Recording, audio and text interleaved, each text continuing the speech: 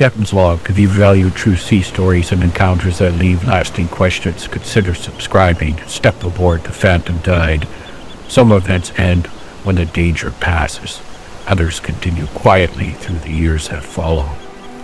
It is often only much later that we begin to understand why something happened, or why we were present when it did. After the accident, life continued, as it always does. Work resumed. Voyages continued. The retreats of the sea rarely paused for long.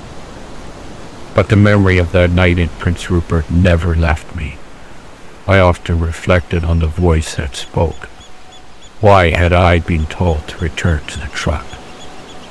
Why was the warning so direct?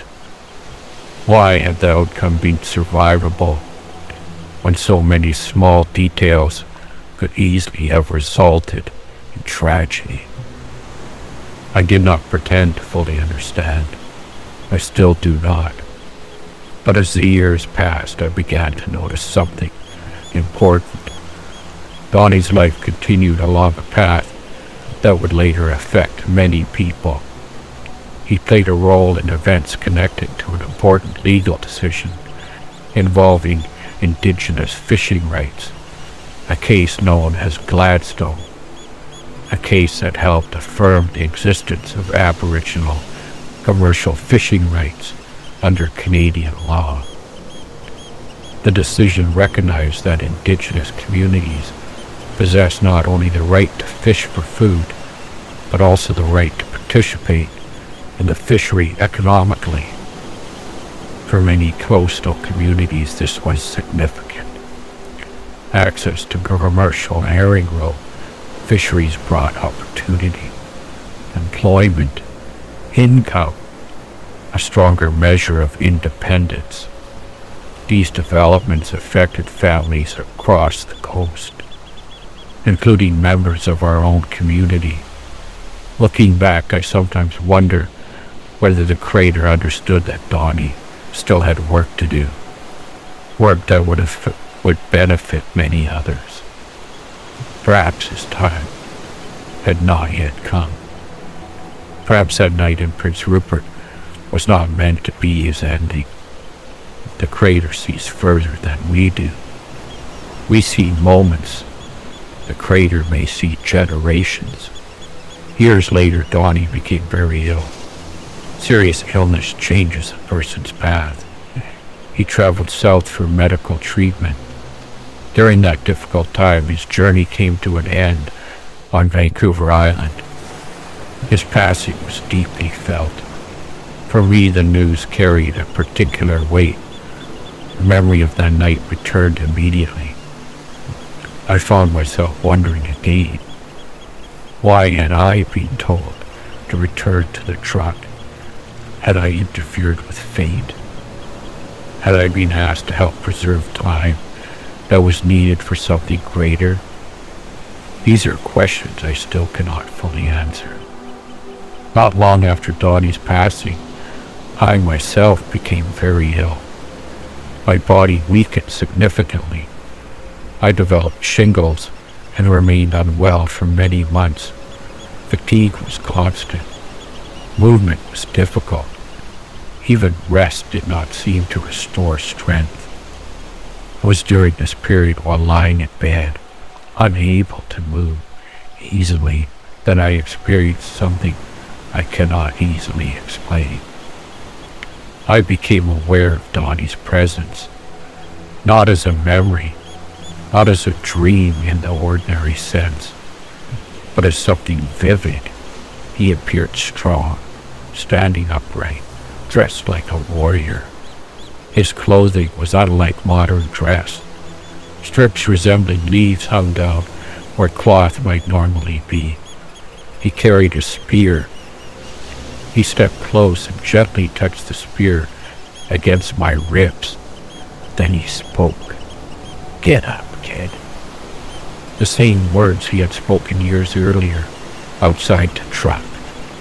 Familiar, direct, encouraging. I rose from bed. Strength returned gradually. The illness that had weighed heavily on me began to ease. I cannot fully explain that experience. I only know that the timing felt meaningful. It felt as though a message had been delivered once again. Encouragement, instruction, support, just as before. There are moments in life when the boundary between the physical and the spiritual does not feel as fixed as we might expect. Moments when events seem connected across time. Moments when questions remain open. I have often wondered if I had refused the voice of Prince Rupert, would Donnie's journey have ended that night? Would events that later helped many families have unfolded differently? Would the Gladstone decision have come in the same way? Would the opportunities that followed have reached the same people? Or is it everything already known long before any of us arrived at that moment? As I have grown older, I have come to believe that we do not always see the full shape of the path we are walking. Sometimes we are simply asked to take a step, to trust, to act, even when we do not yet fully understand why. I still reflect on that night, on the voice, on the fall, on the cedar tree, on the earth that received us, on the life that continued afterward. And I sometimes ask myself a question that has no simple answer.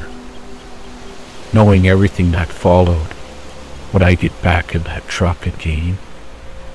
Or would I step aside and allow fate to continue without interference? It is not an easy question, but perhaps the question itself is part of the lesson. Some events may be guided, some may be choices, and sometimes we may never fully know which is which. If you have ever experienced something that changed how you see the path behind you, consider subscribing and share your thoughts below. We read every message that finds its way aboard. The sea does not always explain itself. Time does not always reveal every answer. But experience leaves marks we carry forward. And sometimes the questions remain long after the journey continues. To tilt and weep, to fall and shout, Captain Jordan, his post over and out.